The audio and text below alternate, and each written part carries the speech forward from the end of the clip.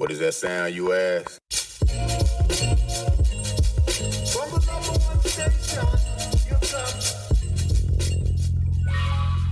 Welcome to the Rec Show podcast, a show dedicated to beatmakers around the world. Kick back, relax with the host, Gldnmnd.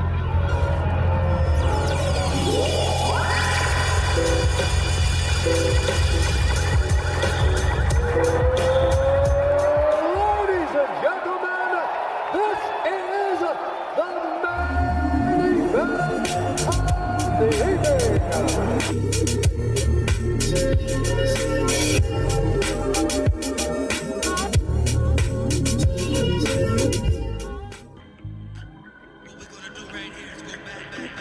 When I got home, I seen writing on the train.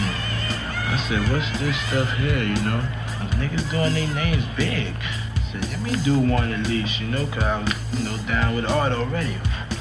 And I did me a piece, just, for people in general to get to know who I am. I said, ooh, that look alright.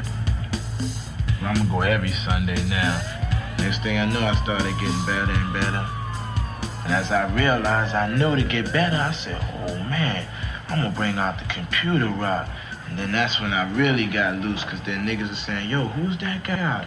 Yo, check this out. It's the Wu-Tang Clan, you know what I'm saying? From the Shaolin, you know what I'm saying? We got Big Coop right there. We got the Jizza right there. We got the Raekwon, the chef right there. You know what I'm saying? Right here. Who's that? We got Method Man right there. We got Inspector Deck.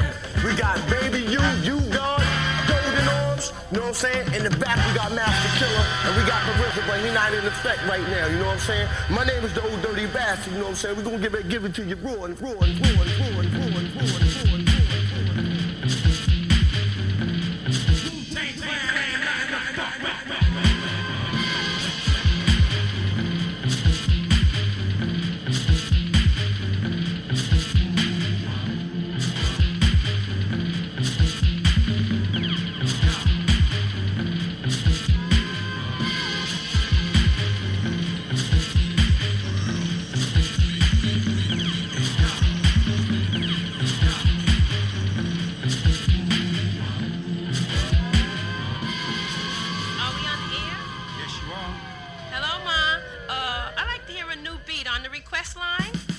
Okay, you got it coming up.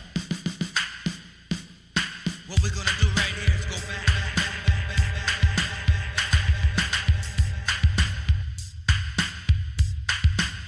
Well, hello everybody, how you been? It's Starsky, and I'm back again.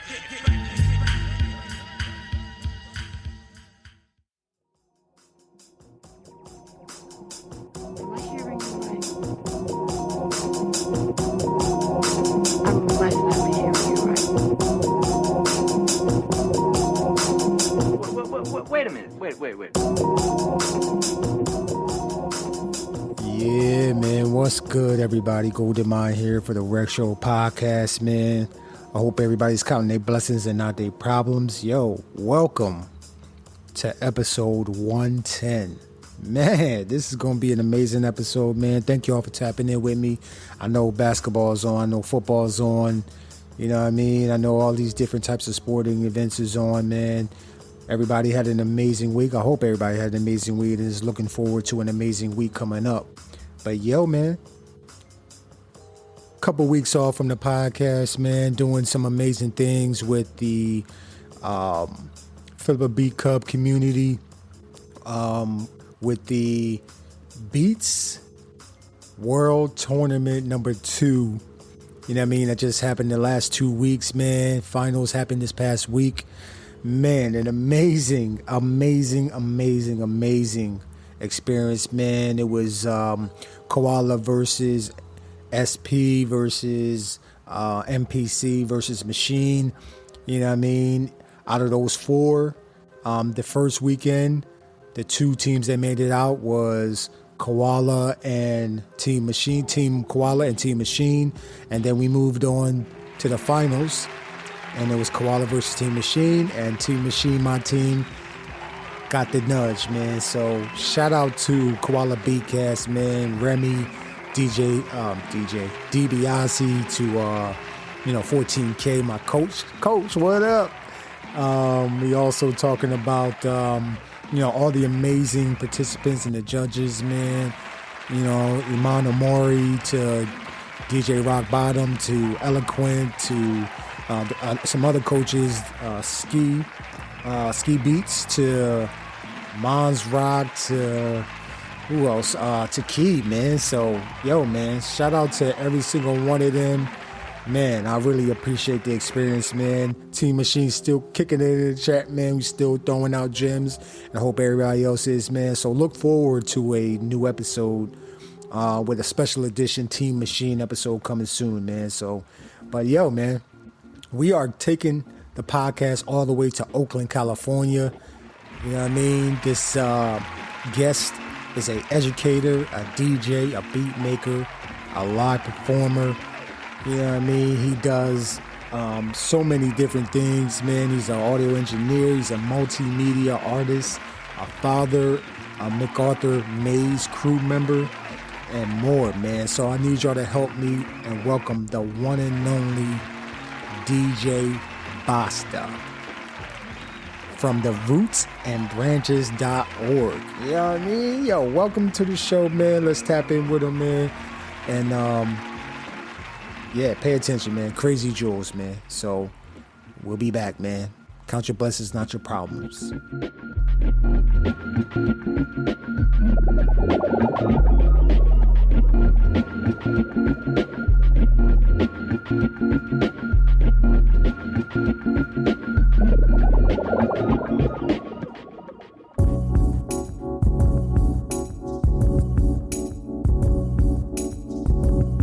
Sir, okay, welcome to the show, my guy, man. Listen, I think somebody from Flip a Beat Club was like, you need to check out DJ Basta, and I was like, okay. And I mean, because I always put it up. I'm like, who does the Retro Podcast need to tap in? And your name popped up a couple times, and I was like, okay, all right, so maybe you got something.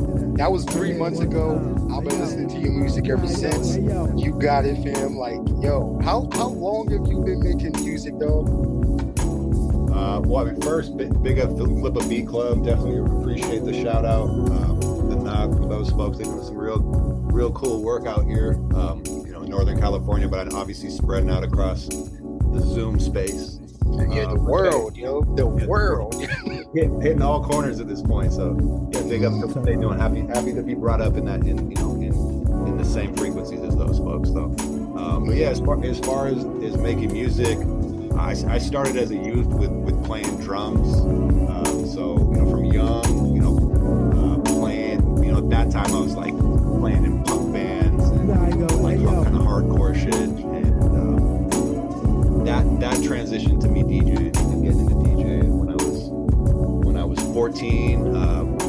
I have a Jewish background. I had a bar mitzvah when I was 14, and it was the first time I had any more money than I would get at working random little small jobs. I took that money and invested in a little turntable starter kit. This was 99, so started in a little turntable starter kit and just buying records and cutting up records and recording shit on tape with friends and kind of just figuring it out. This was early internet time, so there wasn't a lot of info about how cats were doing shit. So it was we were watching shit on VHS tapes and going to shows and watching the Bay Area's had a really vibrant scene for hip hop for decades and decades now. So it's being able to witness a lot of stuff that I saw as a young DJ really kind of helped. For a long time I was really hesitant to start as a producer, honestly, just because I started DJing whatever that is 20 plus years ago now, and just love music, and I've always had an ear for samples and grooves and drums, obviously having a drumming background as well. But I started getting into production first as an engineer, and it kind of started with making my mixtapes, and then it was hey, let me I was connecting with a lot of artists at that point, and I started to track vocals and stuff. So I was tracking vocals over other homies' beats, or even at that point jacking beats and just learning how to track vocals and everything. And that led into me getting into software. And so that I found Reason was really where I got started with beats. I was using Pro Tools for all the engineering stuff. I got my hands on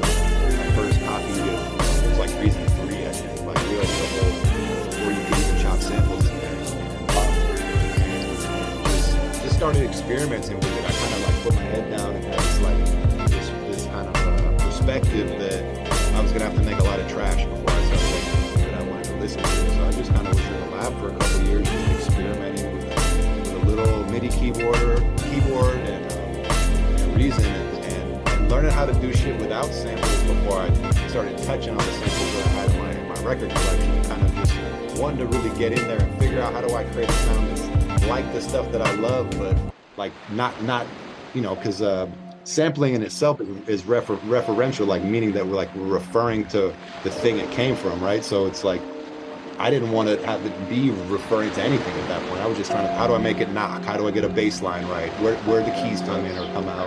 And so teaching myself through that process. Yeah, I guess that's a long story to say. I've been making beats since about like 09.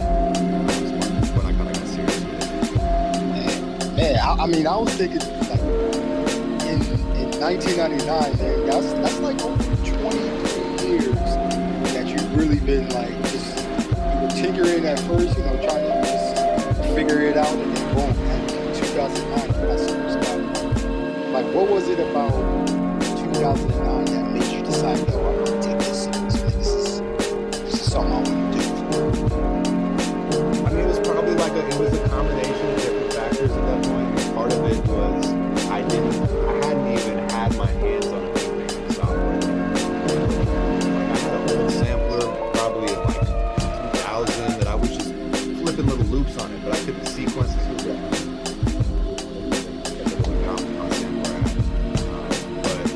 I think everybody had that Yamaha sampler. Yeah, they got a little gray thing with a little slider.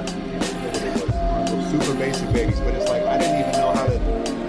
I just would like get my different loops on, but I couldn't even sequence. I didn't know what to do. So I was like, let me put that to the side. But once I actually could see it, because for me it's like I had to see it. I'm a visual artist as well as a, that's why I said multimedia. Like I paint and draw and make collages, like make stuff with my hands. So it's like I have to see it. Once I can see in Reason, I'm like, damn, I can look at this stuff, and it looked like all this equipment that I didn't even know what it was. But now I can actually play with a compressor, turning the dial in there, and kind of like figure it out through my hands on. So yeah, I mean, it was partly just having access for the first time. It really, I was like, okay, let me just play with this. But I mean, beyond that, it was being around the right people ultimately.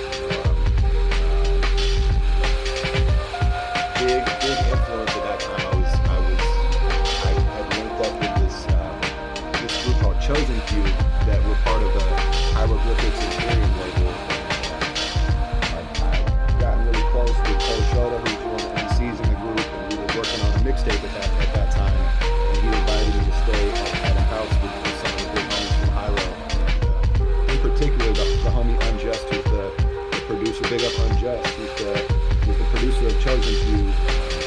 Just sitting around with the big homies who's like sitting, not only did we have like OGs in our house all the time, but just sitting watching like a homie who's only chopping vinyl on the ASR 10, and just watching, and they're from the Midwest. These are both these guys are Ohio players, so they're like from Dayton, which is big up Dayton, Ohio. But yeah, they're from out there, so it's a little different crop. But it's like again, we spoke the Gldnmnd, and so here being around Unjust and seeing how he's flipping samples, but also being able to like tap in with the big homies from Hyro, seeing how cats may not know, but like OPO and Pep Love are both incredible beatmakers in their own right, and just being around those cats at that time, it kind of just pushed me to be like, all right, you just need to keep going and make your shit. And I wasn't playing it for none of them. I didn't even want them to hear my shit. I was making mixtape shit with them where I was getting vocals, but I was like, my beats weren't at a level where I was ready to play them for the OG. So it was just like being around the right people, starting to get the access.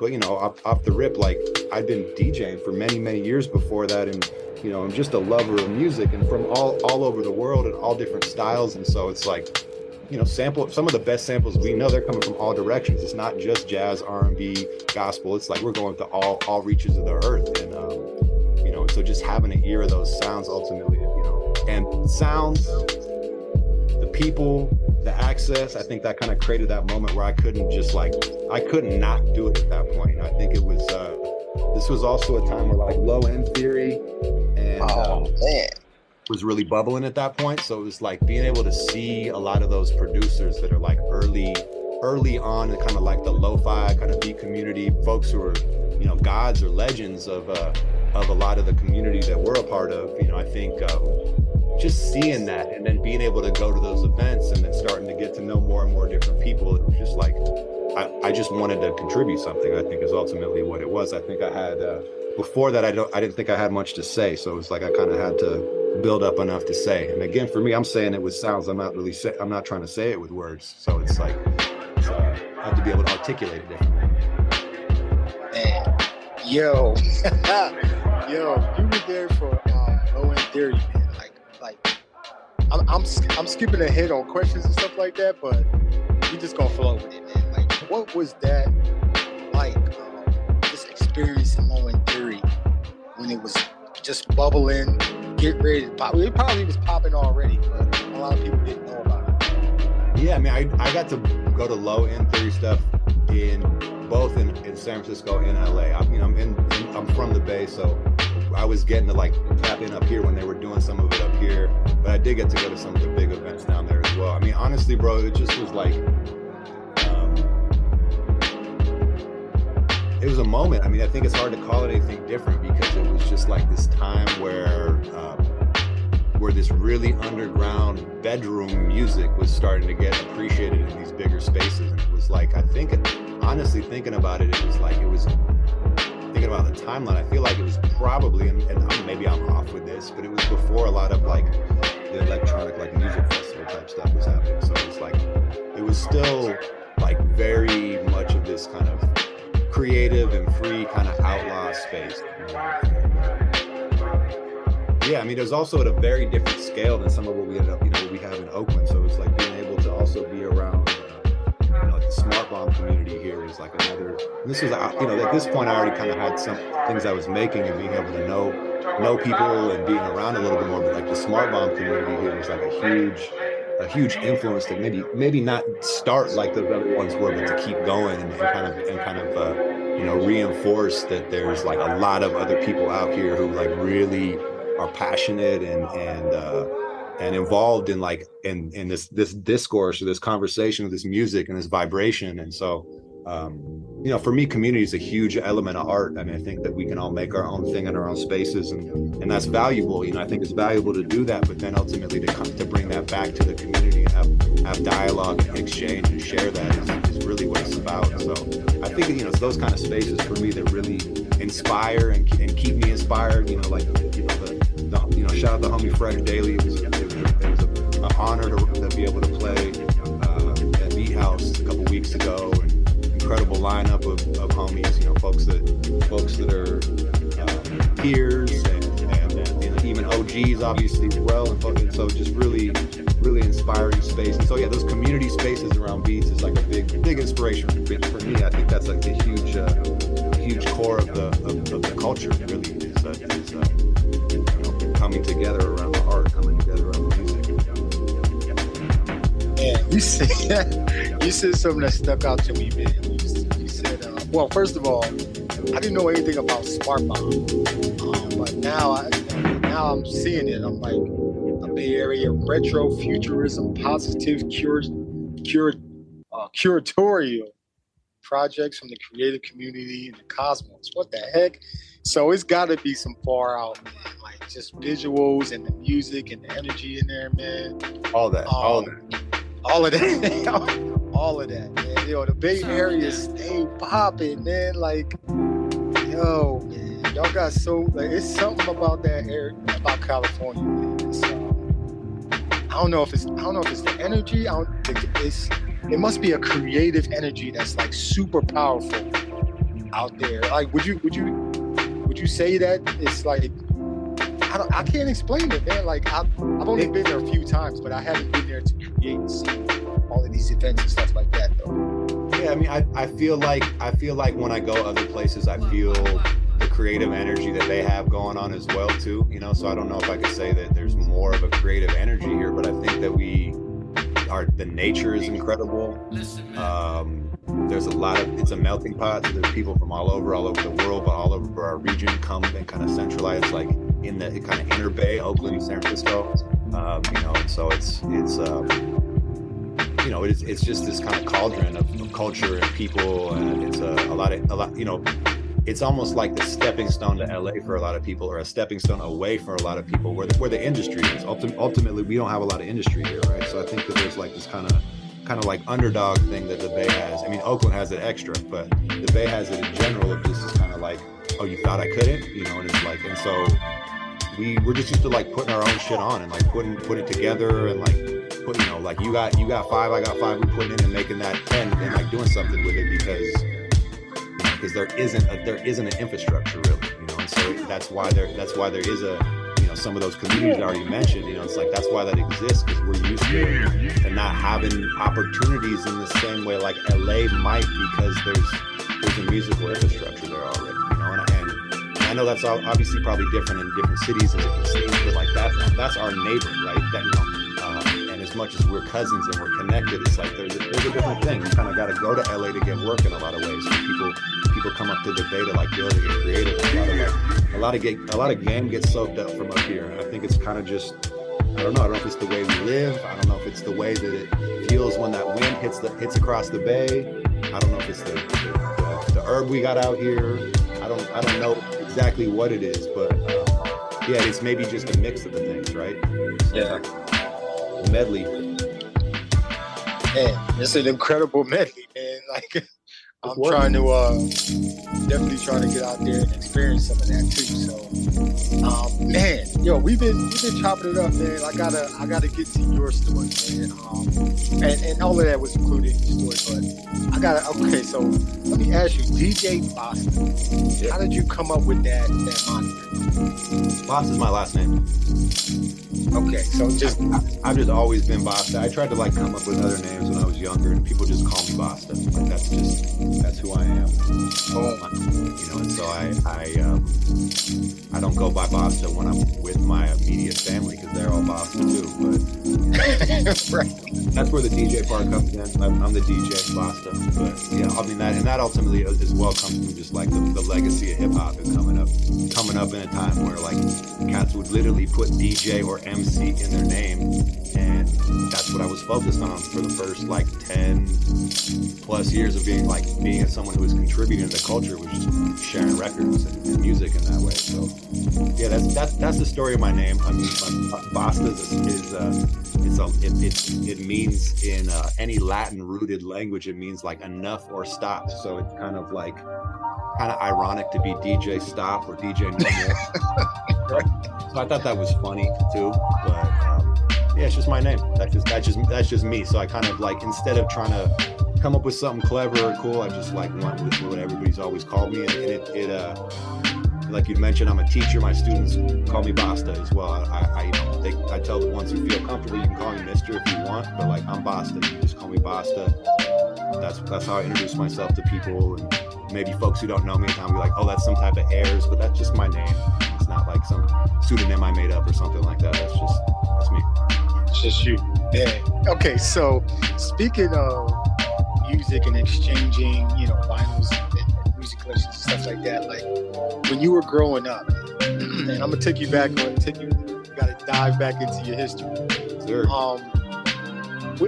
Who were you around? Like, who was playing the music, as you were growing up? What types of music were you exposed to, and who was playing it? Was it, brothers, sisters, mom, dad, uncles, grandparents? Like, who was it that was exposing you to all these different types of music? I mean, definitely first would be Pops, for sure. Pops just like has like just a crazy diverse record collection. Not a huge one, but got hella tapes too and CDs at this point, right? But he just always was in a different music, and he kind of would do this thing with my sister and I, even where he'd like, a song would come on and he'd be like, I'll give you a quarter if you can name this song, just shit like that. He'd like test us on music, and even from young, like he'd he took me to like early concerts, first kind of concerts I remember going to as a kid. Like, he would even go like really into going to like reggae festivals, like a thing in like Northern California. I used to go to reggae festivals. I'd be out there with the homies and we'd vibing out. Band would be there too. So I think he's always put me on to different stuff. So I would say number one from young is definitely Pops put me up on game. I'd probably put my sister on music and anything. She's still on music, just like a younger sibling's supposed to do. It's a full circle. She puts me up on Funny Game at this point. It has since, but early on I was making little mixtapes for her type shit.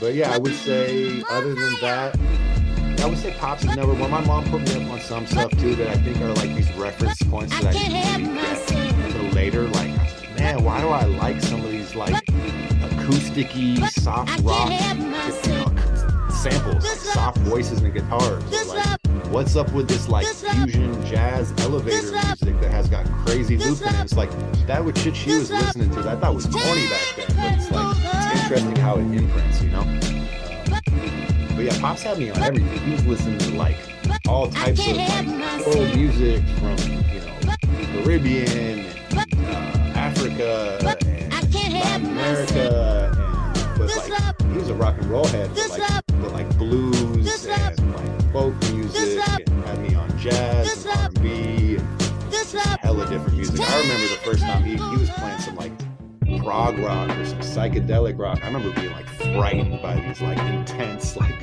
psychedelic rock chords. It's just like just putting me on to other shit. But still, I still go to like shows with Pops. Like we're going to see some jazz this Friday. So so he still be putting me up on music. But I probably same thing like my sister. I probably put him up on music at this point. Wow. Yo, man, that's a like that's incredible that you and your Pops can share that. Man, you and your sister can share that as far as, music, and y'all still kicking it, going to festivals and stuff like that, man. That's, I don't know if you have babies or kids or not, but I'm pretty sure, like, when you do, that's something that you would pass on to them, as far as the music and the influences, and then y'all can share that too. Like, music, man, it does something, man. It just brings everybody together, man, in a good way, especially if it's good music, man.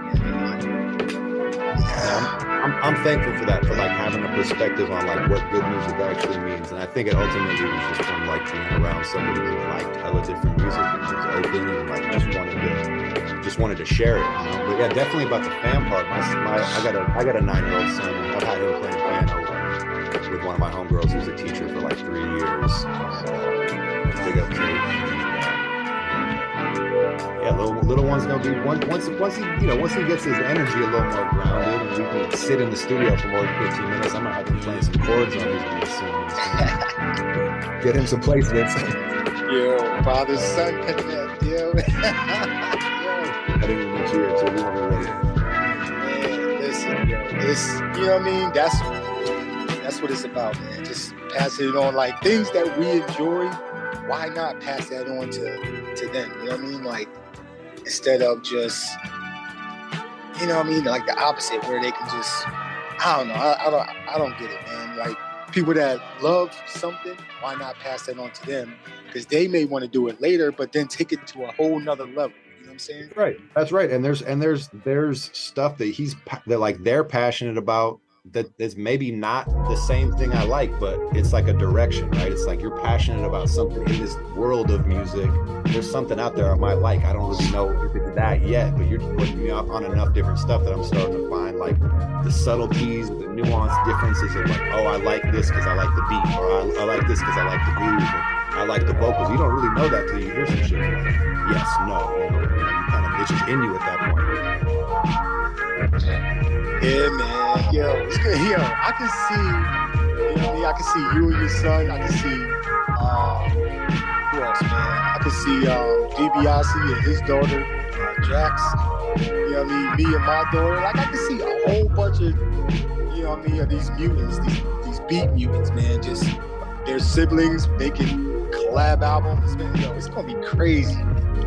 It's gonna be crazy. There's a there's a lot of bright light in the future. You know, it's not all this, you know, this and that we're distracted by or concerned by. Understandably concerned by. It's not all distraction. True, man. So, yo, man. So you and your dad, you know, still enjoying music, still going out to festivals and learning about music. And I always ask this from every guest, bro. What would you recommend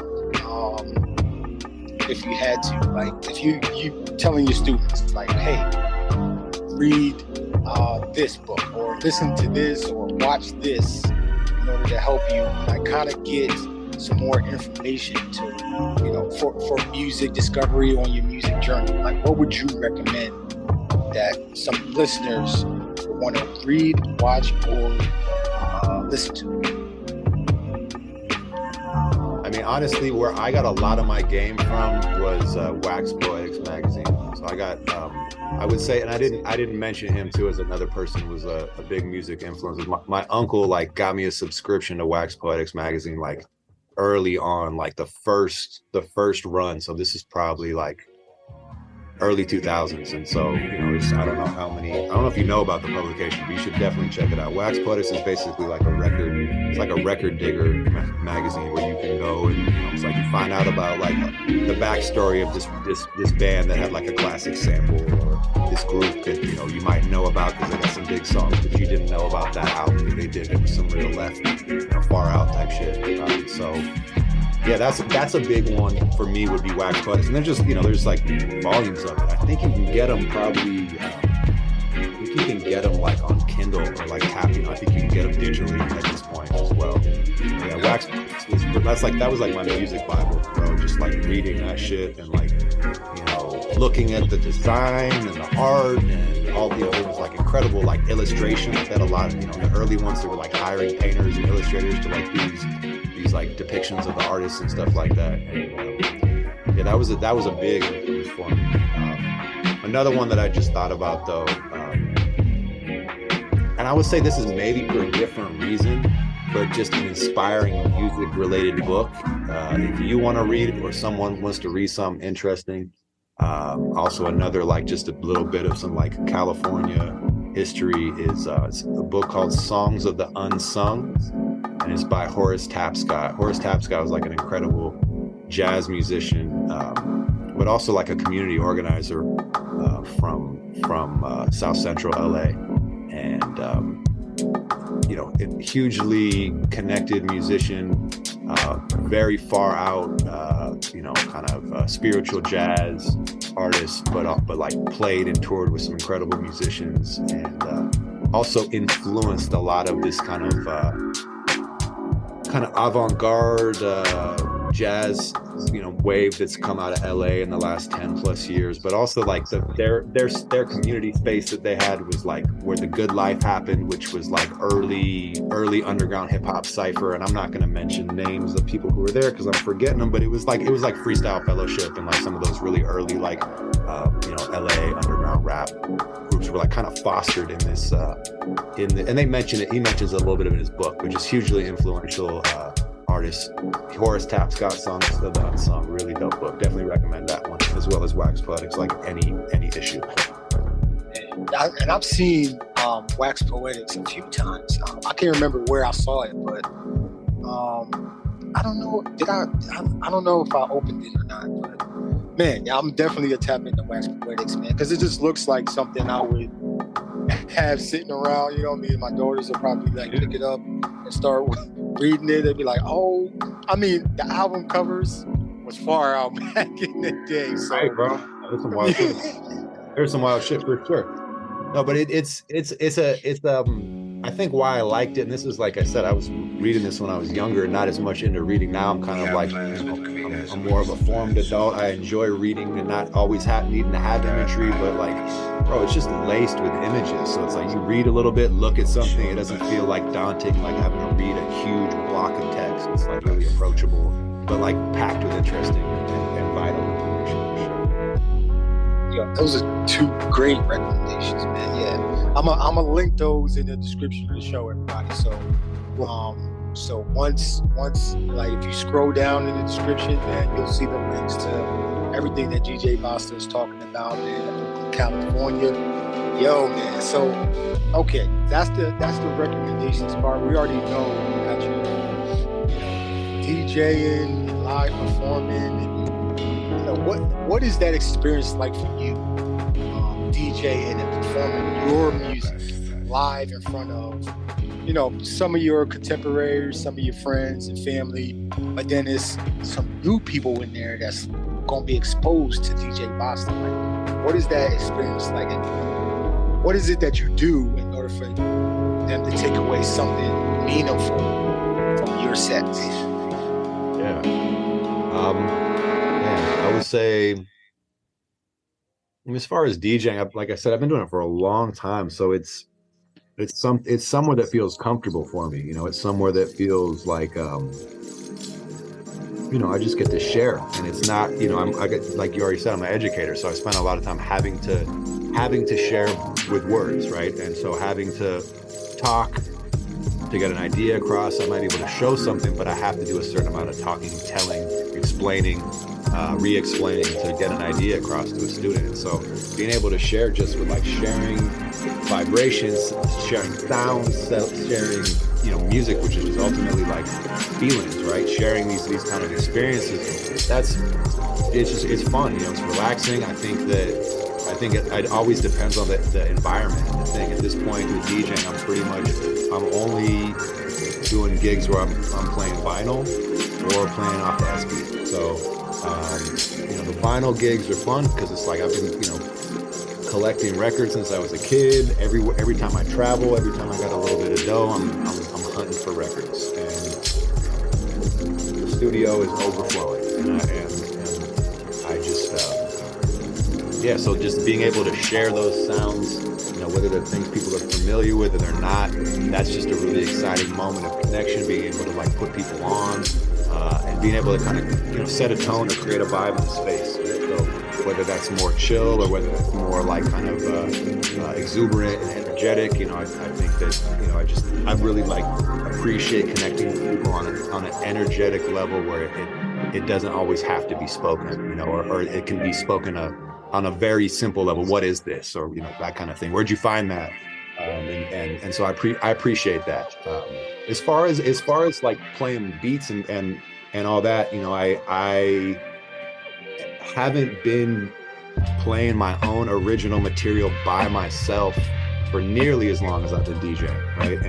And I intentionally don't perform with a laptop because I don't want to have something that I can hide behind or be distracted with or interact with more than the controls of my SP, which I'm actually doing some in real time that we're feeling, or that we're, you know, there's that part of that exchange again, like I was saying. So, but yeah, I mean, I still feel like more nervous at times playing stuff off my SP, and it's because I feel like I probably care more. Like I don't really so much, like I'm not really tripping what people think so much, but I do want to be able to have it connect on some level, right? And so just, you know, that's more what it is, and like and it's just that dance of like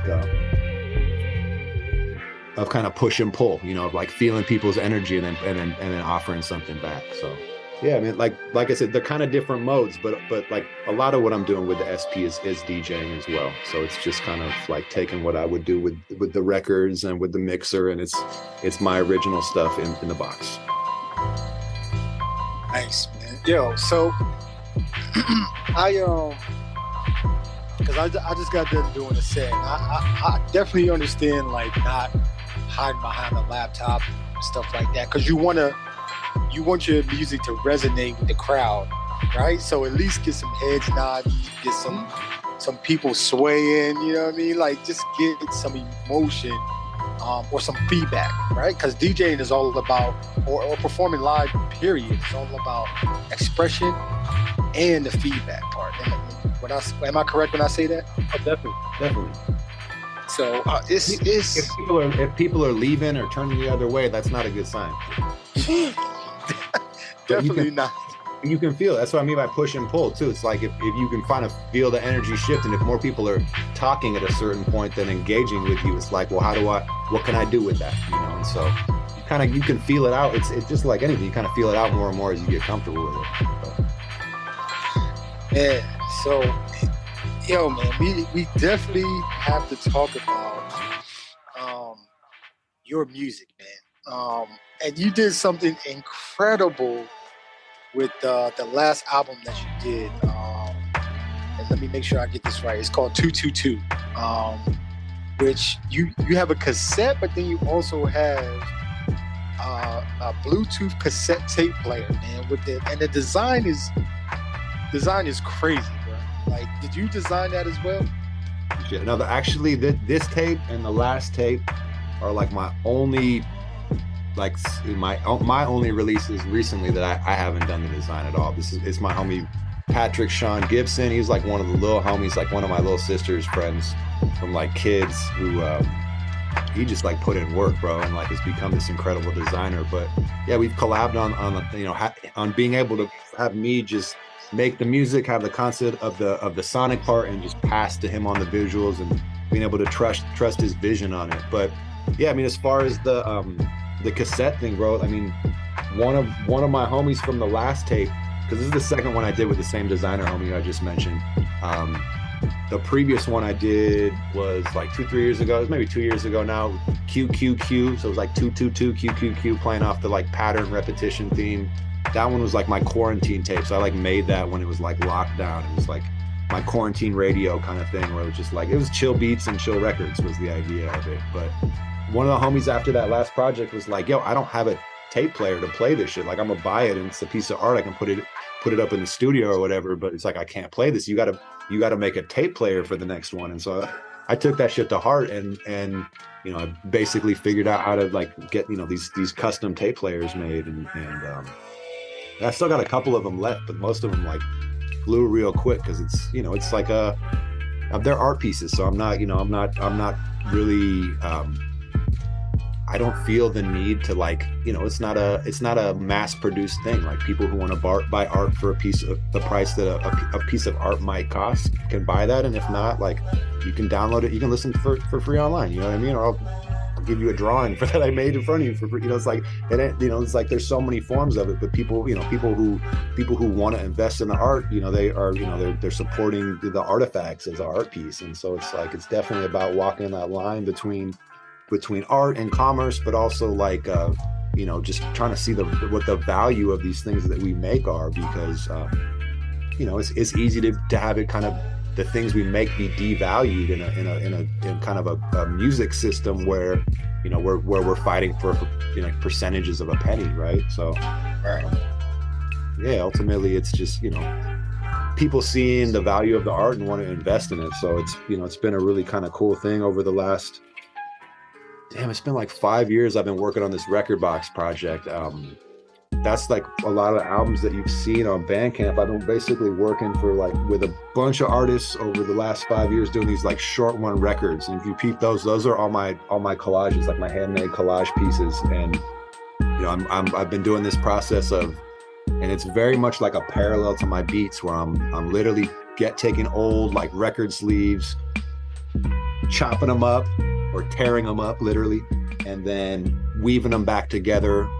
They're like these line forms that are, in my mind, represent bars, and I'm basically like making visual beats with these collages. I'm taking pieces of records, chopping them up, putting them back together, and making a new composition, which is in many ways completely parallel to what I do with a record, you know, when I'm not taking the cover, but taking the actual vinyl and sampling it and chopping it up and putting it, you know, creating something new out of it. So yeah, the record box project has been like a series of my art pieces, collaborations with a bunch of incredible artists, singers, rappers, musicians, you know, just a lot of talent out of the Bay. It's been, you know, it's been 100% Bay Area talent. And from, you know, we have a pretty wide range of like our region here. So folks from around the Bay, Oakland, Richmond, Berkeley, San Francisco, you know, just kind of around our region. And yeah, I've been leading up to like this last one that we're getting ready for, and then I'm gonna do a you know, edition of this full set that I'm working on putting out for next year. So it's gonna be 25 records. So I'm making five of these record boxes with 25 records, which is like the breadcrumb trail of my, you know, my main releases for the last 25 years, sorry, for the last 5 years, right? And you know, I've been putting out albums that I produce for or with people, and there's, you know, a lot of that stuff's on DSPs, but I've been focusing on my main energy on making these self-release projects that are going on Bandcamp and are going on physicals, and you can get them from my hand or you can get them from my site.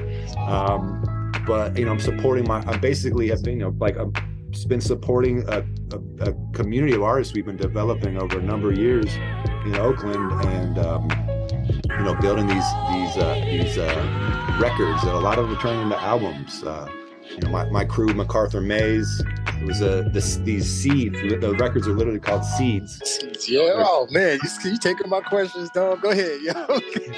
Go ahead, because that's a dope ass concept. But go ahead, keep going. Do you want to step in? Nah. Go ahead, man. You got it, yeah. Because I was just going to ask you about the seeds, man. Like the seeds that. Go ahead. So that's the record box. So the record box is all the seeds, and I've kind of numbered them in serial, like 1 to we're on like 20.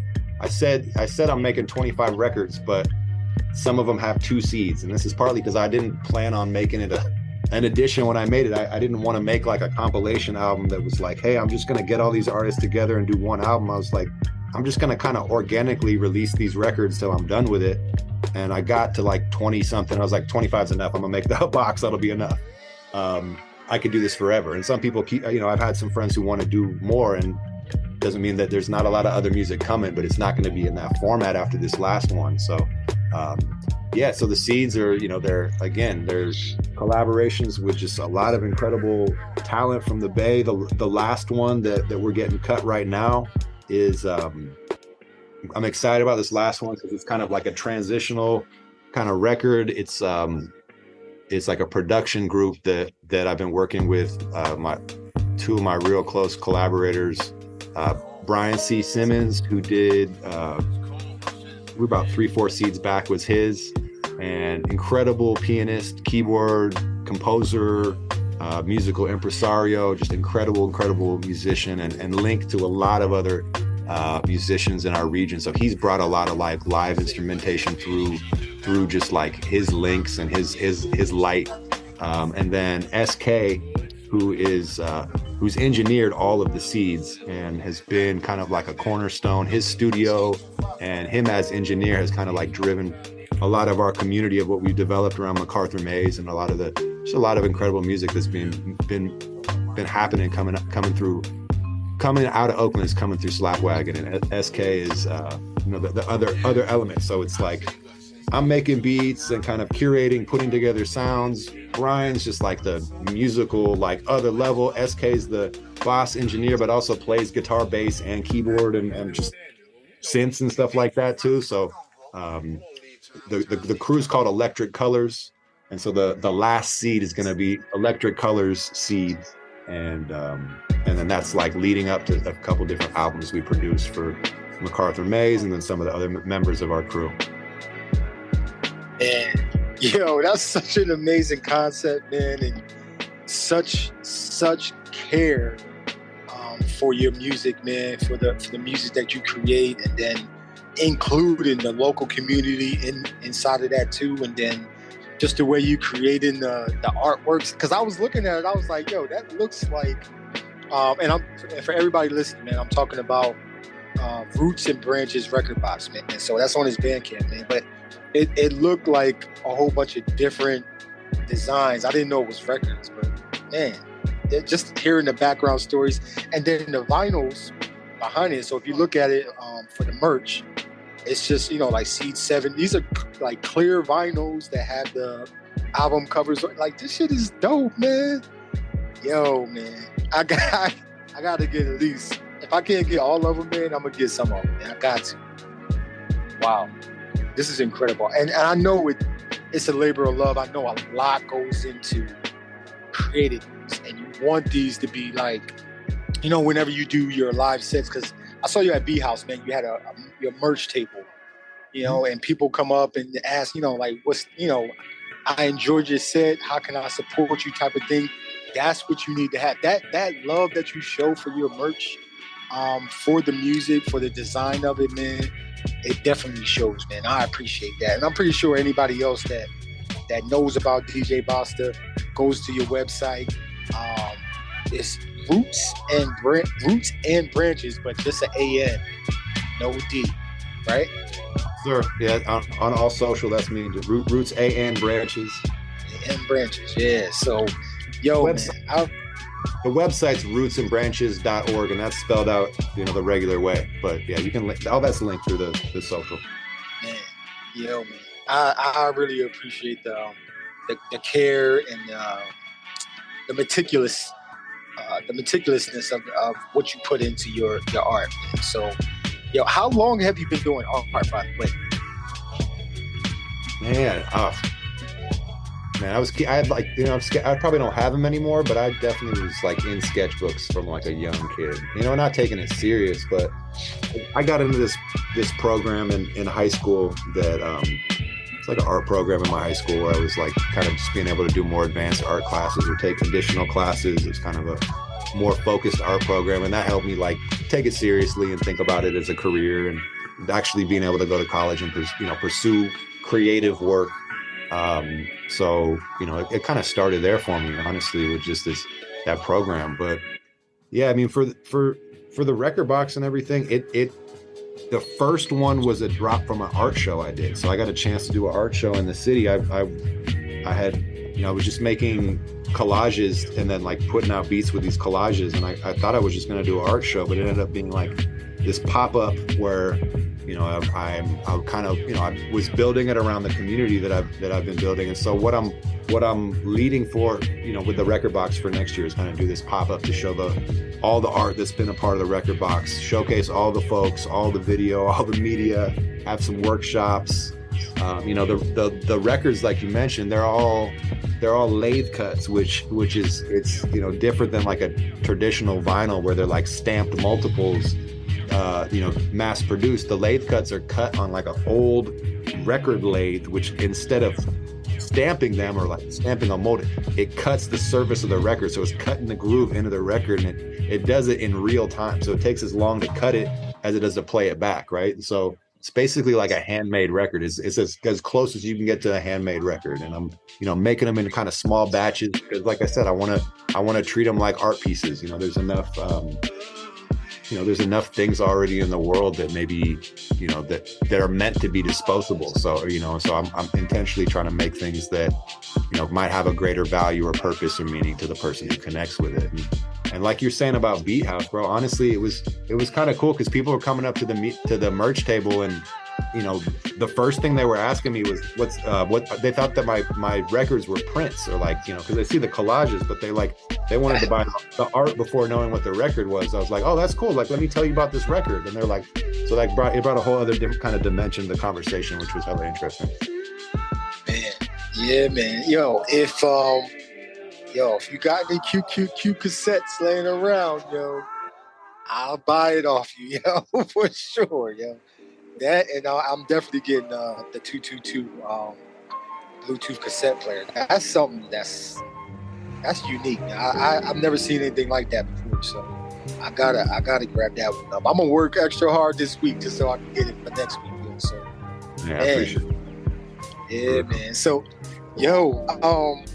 speaking of the music, man, and this is just me just listening to the music for the last 3 months or so, and I still have a lot more to listen to, but the Roots and Branches records that you did with all of the the features and the artists, some of the most amazing, especially what's his name, Kevin Allen. Yo, my guy was spitting, like the beats, and then Kevin Allen just spitting, man. I was like, wow. And then it just keeps getting better and better and better. It's 45 tracks, everybody. So 45 tracks on Bandcamp, man. And it's, like you said, the C's, but it's got the instrumentals with it. Yo, man, like, what was the inspiration behind Roots and Branches? Dang, you taking me back. I mean, honestly, Roots and Branches is something I started in like '06. So it started from me having an opportunity to get some grant funding to do some, because like I said, I'm an educator. So I was doing these like block parties in the neighborhood and basically putting on like young artists from the community. And we were like throwing a barbecue and setting up a stage and like putting on young artists, but also like, more established artists as well. And so I got this like opportunity to get some funding, and it was like, well, what do you want to call this thing? And we were doing a kind of earlier version of that with some friends at that time, but it was like, I have to call this a thing. And it ultimately came from the idea of, that our roots are a connection to our community, or a connection to our past. Branches represent like growth and connection and collaboration with other people. And so it's like really about kind of having that balance of being aware of your past and where you're coming from, but being focused on like, building the future we want. Wow. Yeah, man. How can people support Roots and Branches? Because I know you're still educating. Are you educating adults, or are you educating? I'm a high school children. I'm a high school teacher. I work at a public high school in East Oakland, and I'm teaching young people how to do digital media production. So, I've just have like a bunch of kids turning in DJ mixes this week, and so I'm getting to do stuff that I was doing in after school programs for years during the school day, and trying to get kids into careers in the field of digital media in all of its kind of broad range. So I do a lot of graphic design and audio production with the youth. But yeah, I mean, it's like, bro, honestly, like I've been working as an educator for 20 years, 19 years to be exact, and I started as a kid just teaching and having that be like a way to connect my art with other people and something that was like I could get paid a little bit as an artist, and it kind of worked. But yeah, I mean, yeah, my when I'm not with the youth or with my youth, I'm in the lab and with my crew cooking. And yeah, I mean, the best way to support is buy merch, book me for a show. If you got a project and a big budget, and tap in, that kind of stuff. But like, honestly, I'm just down to connect with more artists and build with more people. I got a vibrant community of people that I really love, and that I'm deeply connected with here in the town and in Oakland. But I'm someone who really is fueled by collaboration and building with other people. So I'm always excited about meeting new folks and collaborating and growing and branching. And but yeah, I mean, bro, the best way to tap in is support the work and book me for some shit. I mean, I wanna not be just here. It's like I get little chances to tap in with my folks in LA or some little areas and do little things, but I want to be able to to be able to move around a little bit more and connect with some of these other communities and see parallel type of scenes is what we have out here that are happening in different places. So yeah, help me get to whoever else's hometown that is doing the same type of stuff. Honestly, that's the big how anybody could help. You know what I'm saying? Right. Yo, I'm not sure if you've ever performed for the donut shop that's in New York. No, I haven't. But yo, you would kill that stage, yo. Like, yo, man. Like, you know what? I'm gonna tweet that, yo, or message that, whatever they call that shit now. Yo, I'm gonna tweet that. Yo, I'm like, that's gonna be a recommendation for them. Like, they gotta have you out there, man. So, that's gonna be coming up soon, man. Big up. Yeah, man. Okay, so you were at high school. Do you wanna shout any of your students out, man? Because that's a big deal for they teach. You know what I mean? Like, getting shine, yo. I mean, bro, I can't play favorites. I get to pick favorites after they're not in my class anymore. So it's like like my students that I would shout out would be like big up Hoosie, big up Oakland Hearts. Those are some of my old students who were like artist peers now. But yeah, man, I love all my students. I'm honored to be able to serve the young people in my community and be able to help them tell their stories. Absolutely, man. That's incredible. Yo, first of all, from a veteran to you, you know what I mean? thank you for your service, man, because you are actually doing some amazing work inside the community for the next generations, you know what I mean? So thank you for your service, man. And I know it's never easy, you know what I mean, dealing with so many different kids and personalities and things like that. But you know, if you reaching some of your students with the work that you're doing, yo, man, big ups to you, man. I'm gonna support you however I can. The Reg Show podcast is gonna do that as well. And then once everybody taps into this episode, they start linking with you, man. I hope it just continues. That support continues, so you can do, you know, more stuff that you have on your, you know, in your brain. Man, big up, Gldnmnd. Really appreciate that, man. Really appreciate you holding some space today. It was an honor. Yeah, man. So, okay. Last couple questions, man, because I gotta ask this just because you are a educator, and I would be remiss if I didn't. I gotta ask this: who would be your beat maker, music producer, composer, superheroes? And no genres off limits. Yo. Wow. Okay. Lee Scratch Perry, Roger Troutman. Who else do I got? Definitely Grandmaster Flash. Dilla.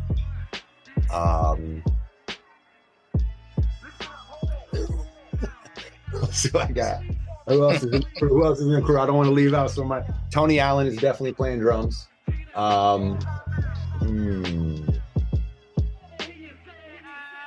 And man, it might have to be like João Gilberto playing some guitar and doing some smooth shit and some airto drums. Yeah, that might be it, man. That's a super group.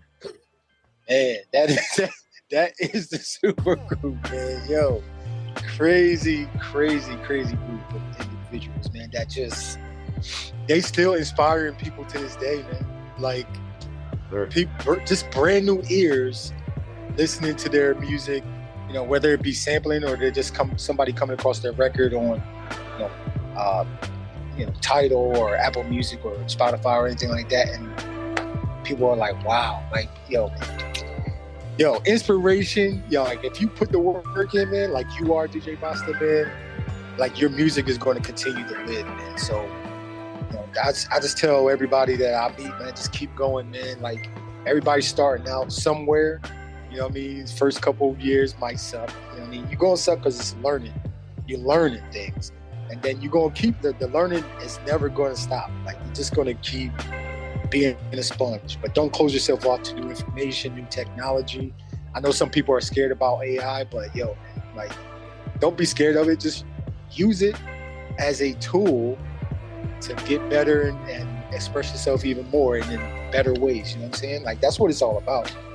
No, 100%, man. I mean, honestly, that is like the best advice I think you can give on anybody is keep going, because it's like right when you stop is when it might happen. So it's like I was talking to one of my folks earlier about that. And that's the most valuable medicine, the most valuable mantra or reminder I could have for myself is keep going. I mean, the other one is keep adapting, right? I think you said that too with thinking about AI and technology. It's like it either serves you or it doesn't, but there's a piece of almost any of those things that we could figure out how we use it for our benefit, right? Even if that AI is just separating your stems, right? It's like it's going to do something that might benefit.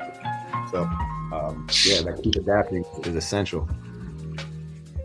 And AI has been here for a little while. Like it's nothing brand new. It's been a while. It's been like years. AI, we've been using AI. It's just, I don't know, for some strange reason, it's just getting bigger and bigger these last few years. But don't be scared of it, everybody. Like, just use it. So, DJ Basta, man, last two questions. I gotta ask this question though. Can you tell me about a time when you failed, and how did you overcome it?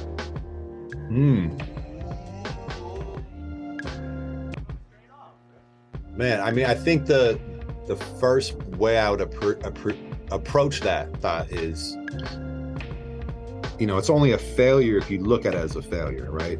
I think that every L could be a lesson. And so I think that a failure would be not living up to what you thought a thing could be. That would be the thing that might be closest to a failure, right? Is having an expectation or having a measure of success you don't reach. So yeah, I mean, I think that there's plenty early shows where it's like, oh man, there should be more people here, or there's plenty like moments where it's like, man, maybe I printed too many CDs, or obviously I'm not pumping CDs at this point. That's a dated reference, but yeah, I mean, it's that kind of thing where it's just like, even those things I can't consider it a failure, bro. It's like that just is like being in the gym. That's like strengthening the muscle. That's you kind of have to you got to have that, I think, to see what you want. I think some people maybe have a charm different experience where you just, you automatically are where you want to be. But being someone who's had a longer journey in like my work and being a creative and connecting with other people, it's like, yeah, I mean, it's only when you see it as a failure, when you set something that like a bar that you thought you should have reached or not, that you didn't. But yeah, I mean, I think to me, the only failure is quitting. Or letting somebody influence you to not be you. Like, and so I could think of maybe the last time I had a feeling where I felt like that, and this is why I haven't done one for a while, was when I was doing more like mobile gigs, like mobile DJ type stuff. And this is a point where I wasn't teaching and having regular work. I was just freelancing at that point. And I remember I'd done this gig where I made my whole rent in one night. And my place wasn't huge, but it was like, I live in the Bay. It's not cheap to live out here. So I was like, I made my rent in one night from this gig. But I remember, as much as that was cool, I was like, I'm not doing this shit again, because, it was like I was like playing jukebox to a bunch of people who didn't give a fuck about what I was playing in the first place, And so that, to me, even in a night where I am getting cashed out, getting treated well by the people who were hiring me, it was like it was like someone I already known that I was cool with, but it was just that experience of that more transactional, like I'm getting it for the high, but I'm like, I'm not in service like I am to youth. I'm in service like I'm your servant in that way. And that's a different thing, right? So I didn't, that to me, it's interesting that a great height can be a great failure. Because like, I haven't made like 2 stacks in a gig in a while, right? That's a great fucking gig. But I also don't put myself in a position where I'm playing shit that this may be out of integrity with what I want to share. Maintaining your integrity, standing on your principles, man. That's major keys right there. That's major keys, man. Like, man, I could ask like a couple more questions. I know you got things to do, my guy, but man, like, speaking of integrity and standing on your principles, man, for your art, man. Like, I feel like, I mean, we see it all the time in mainstream media, mainstream music, like people doing stuff just for clout or fame and stuff like that. But when you actually take a stand and just not be a monkey, man, like, you know what I mean? Just, you know what I mean? Be in the zoo, like people just, watching you and not really appreciating what you got to give. You know what I mean? It kind of kills the creative spirit a little bit. Right. How do you maintain your integrity and your principles in the midst of, man, I gotta pay this bill, I gotta do something to get some money, or you know what I mean, like, living ain't cheap. So like, how do you maintain it? I mean, part of it's having good people around, having good people that remind you of who you are and what you're about. That makes it easier. But like I said, I've been working as an educator for a long time. I put in a lot of work to be able to now be in a position where I'm funding my art through my job mostly, you know what I mean? And then there's enough at times happening within the art that I'm able to just like turn it back over into the art. And so that's, I think that for me, it's like I put in work to a thing where I know that even though it's a day job still, but it's one where I'm in my purpose when I'm there, and so it's like finding a way I can be in my purpose. Just like I was saying with that kind of like commercial DJ gig, it's like, sure, I'm playing music, I'm in my purpose that way, but I'm not totally in my purpose in this other way. And so it's just finding that balance. It's like trusting your gut, you know, and kind of knowing, you know, picking your spots. Like, you know, it was for me at that point, it was really easy to just be like, yo, I'm not taking gigs for now. I'm not taking gigs where it's like, it's either not the right situation or it's not the right, you know, whatever that might mean, whether that's a budget or like the dynamic of the environment or whatever it might be. It's like, I'm just going to lock in and I'm just going to make music. And then for a long time, I wasn't like really trying to DJ because I just felt like I had to get these ideas out and I needed to get better, and I was working with more people, and so it was just easy to stay aligned to my purpose, partly because I was doing work to cover my bottom line and my like financial day-to-day stuff, right? But part of it was because I'm keeping in mind this bigger purpose and goal of knowing that a slow burn is gonna last a lot longer than something that just like blows up in a second and can't sustain. So, you know, that's been my story with making music and art, is just kind of like, you know, steadily grinding towards goals that I have and building with good people that remind me of like what I really care about and who I am, and challenge me, you know. But also, you know, I think it's like picking my spots and not being too thirsty too is part of it. You know, I think that you know, I just, you know, I've been around long enough that I've just seen a lot of like come and go, and a lot of people who, you know, burn out, bro. Honestly, it's like I'm not in a hurry to get to somewhere fast. I'm invested in being able to sustain what I can do as long as I want to do it. You know, that's what matters the most to me. Yeah, I think I saw not a tweet, but a message on X that was talking about artists. Man, I can't remember who put it out, but it was talking about artists, you know, doing things for fame and clout and stuff like that, and then, you know, after a while, like, they not here no more. Like, and it's just people coming and going, and the music nowadays is not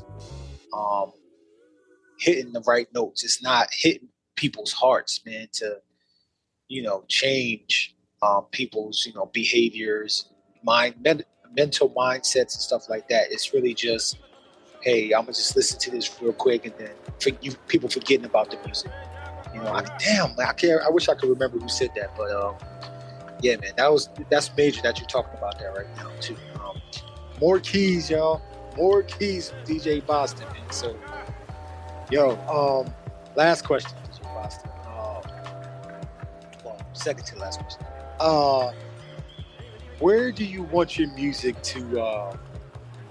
Well, let me ask this: how do you want people to listen and hear your music? Like, what's the best way? Is it, you know, putting it on and driving up the coast, or, you know, or just putting it on and just, you know, kicking back, relaxing? How do you want people to ingest your music?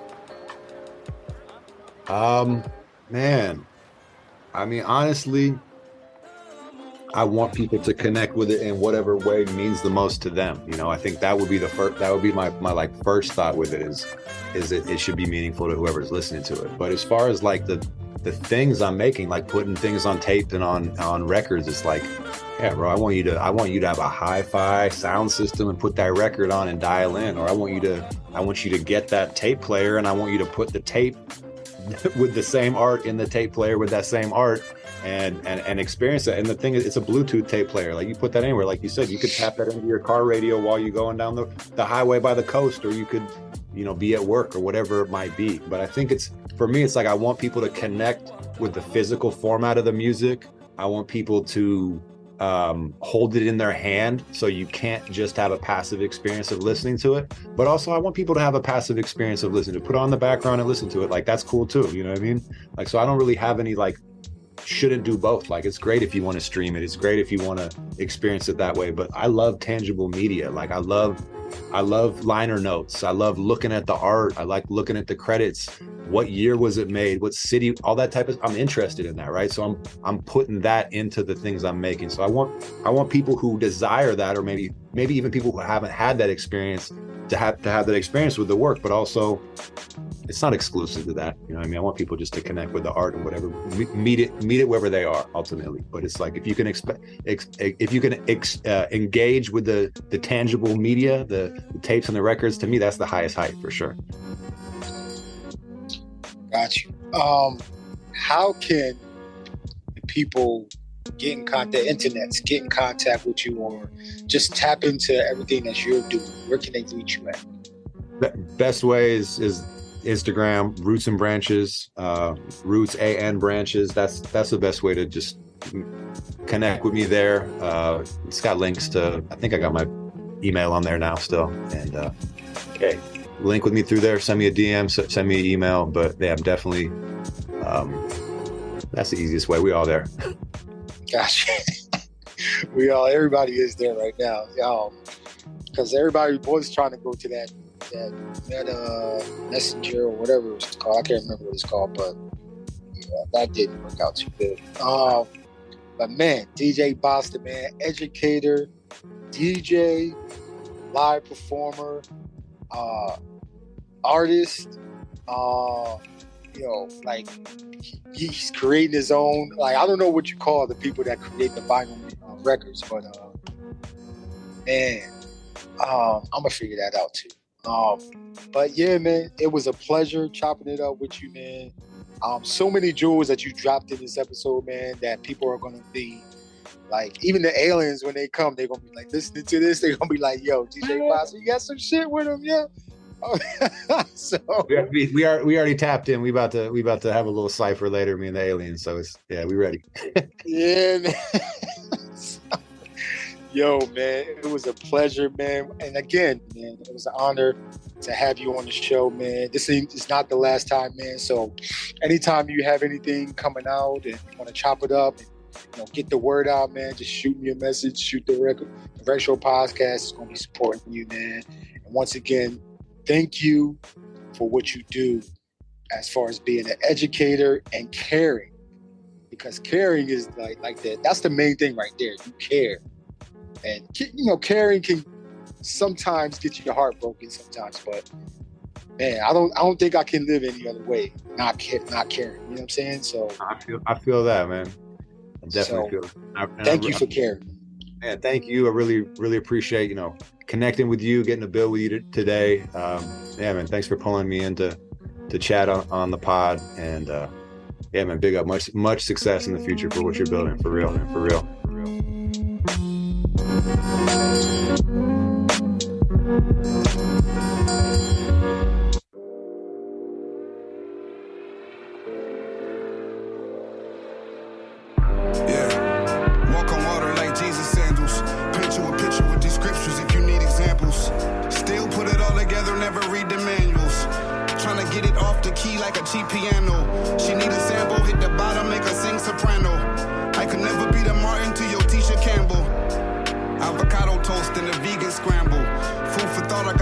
And the seasonings handle. You don't really get it, you just kicking it with the middleman. You ain't really busy, you just scrolling through your Instagram. Lately I've been tripping, head spinning like a ceiling fan. I've been through some pain, I pray, I hope I never feel again. Revenge the best medicine, life will give you a heavy dose. Stand up guy like I'm telling jokes. See it from afar like a telescope. The realest shit I ever wrote, never made it to paper. Straight A student, took some extra notes. Whole other frequency, I'm tuning in. Focused, I see through the lens. Close up like I'm zooming in. Promise I ain't nothing like them niggas that you used to seeing. Baby brought a whole lot of baggage like she moving in. Fucked a lot of money, y'all flexing, I was foolish then. Snoop on my juice and gin. Them niggas just put 2 on 10, but no love for 12 though. Prices up on the elbow.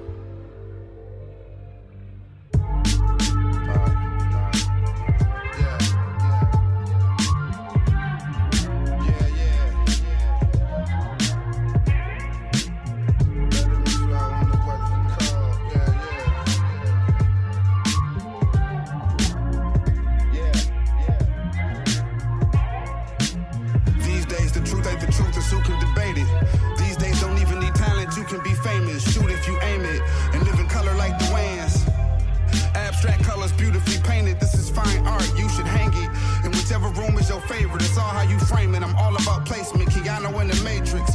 Sorry for my lateness. I hours in the phone booth, changing fits for the late shift. You ever been so close you could taste it? So broke, you about to start selling dope. You about to start telling folks you got the bricks for hire. You about to flip these pies. Then everything clicked just in the nick of time. I'll be on this mission 365. No plateau, no glass ceilings or finish lines. Black folks being getting gentrified. Pick a side. Speaking for myself, I'm sick of being victimized. I hate when niggas start preaching. Trust me, I empathize. But I can rap about that bullshit anytime you a sheep in wolf's clothing. I'm a lion, I'm king. Rather be dead on my back than live a lie on my feet. Baby, get your mind right for you climbing these sheets. We play hide and go seek. I need some quiet and peace. The fuckery comes in abundance. Get as high as you please. Might take some time, but if you mind it, then the diamonds are free. Then you find out that diamond just a regular rock. This pure coke on the stove like it's ready to rock. Like Lauryn Hill, Wyclef, ready or not.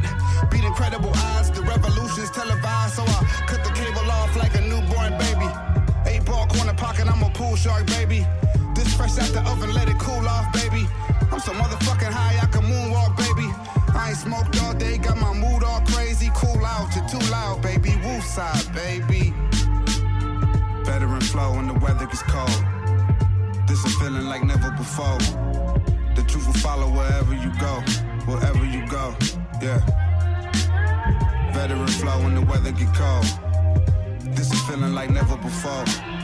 The truth will follow wherever you go, wherever you go, yeah. Veteran flow when the weather gets cold. This a feeling like never before. The truth will follow wherever you go, wherever you go. You can't run from yourself.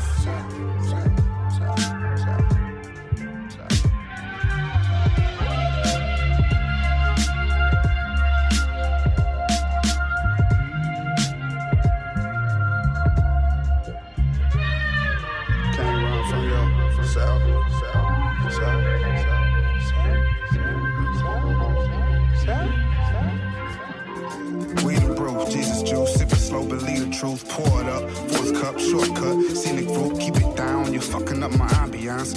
Where I'm from, niggas hopping up their band like soccer moms, 8 shots like an octagon. You ain't strapped, better copy one, with a beam on it, lean on it, El Capitan, Debo with his khakis on, Malcolm with his glasses on, prime time, hope you got the flash on your camera on, smoking on that Cali dope, what planet have I landed on? She don't bring pajamas, got my t-shirt and her panties on, captain of the cool, your girl know all about it, stuff my tree and all their blouses, I got keys to all their houses. My own worst enemy, my cup runneth over, but that's just Hennessy. Them other niggas popping, but they just industry. What they tell you on record is just a smoke screen. If everybody trapping with the dope fiends, yeah, that's probably your girl when my phone rings. Yeah, nigga, that's my picture on her home screen. I got 2 thumpers and they both clean. I got the ace of diamonds up my coat sleeve, high like heaven, I'm a genius off the medicine. Make it look too easy, never see me off my regimen. 25 lighters on my dresser, I'm a veteran. Chris Tucker leaning off the heroin, listening to Al Green, my favorite scene from Dead President. Champagne King like Evelyn, I wake up early and piss excellence. I think I need medicine, I think I see aliens, I'm comfy in my element.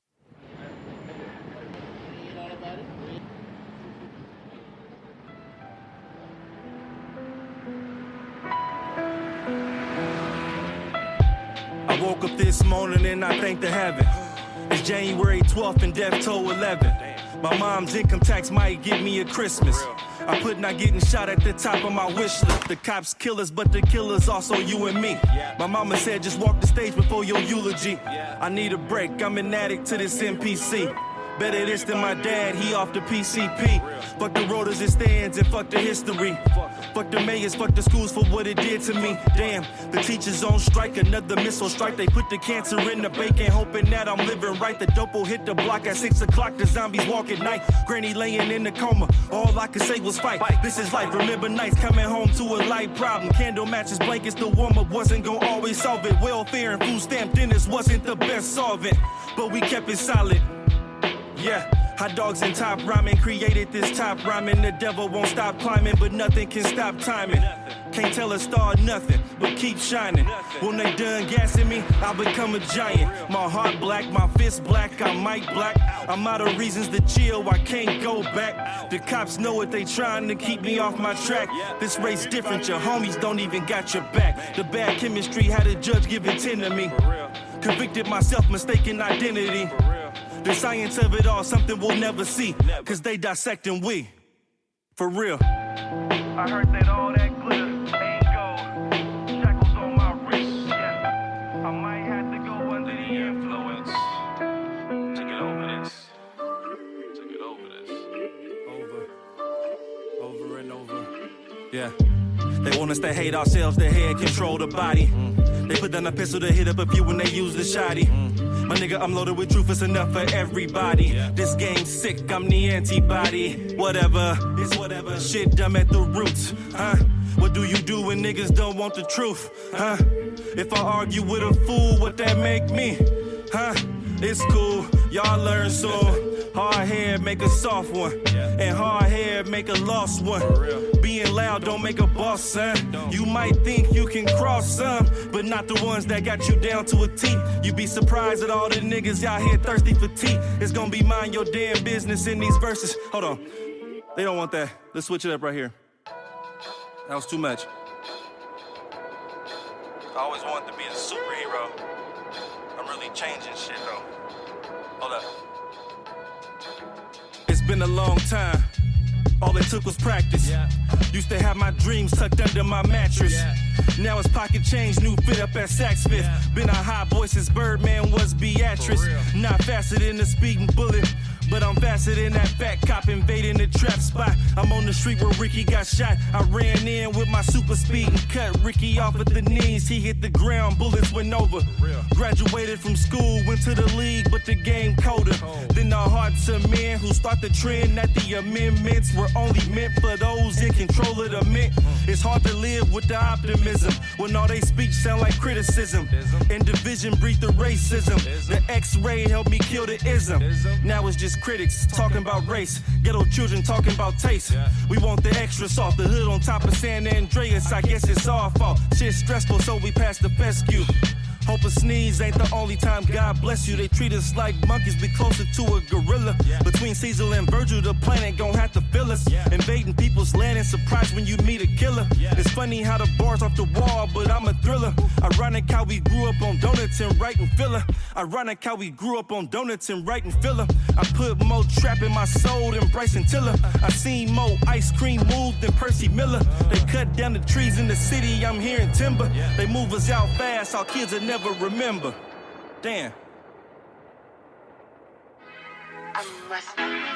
You hearing me, right? Yeah. I just got the coupe, now I'm cutting off the roof. Yeah, check it off my bucket list. 3 chicks blowing on my dick, that's sick. Cause my girl make sure I don't need shit. Told the cop eat shit, they said I wouldn't be shit. It's crazy how the scene flip. Wanna live above the rim, but mine below the monthly rent. You pray for so long, no surprise how bad the knees get. I'ma stand on this corner, boy was raised around the bricks. Girl been known for turning tricks, that combo, that Belushi mix. Damn, you thought your parents wasn't shit. Wait till you meet Uncle Sam, nigga. Damn, you want that clout, don't you? You mad she don't want you. Fighting demons ain't easy, don't let that bout haunt you. You break your neck to get to ladies' night, but won't vote. We got Trump running around, you still got the hope. I must not be hearing you.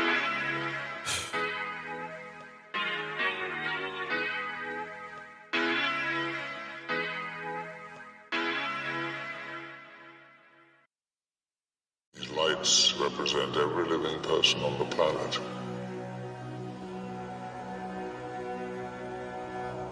The white lights are humans. And these are the mutants.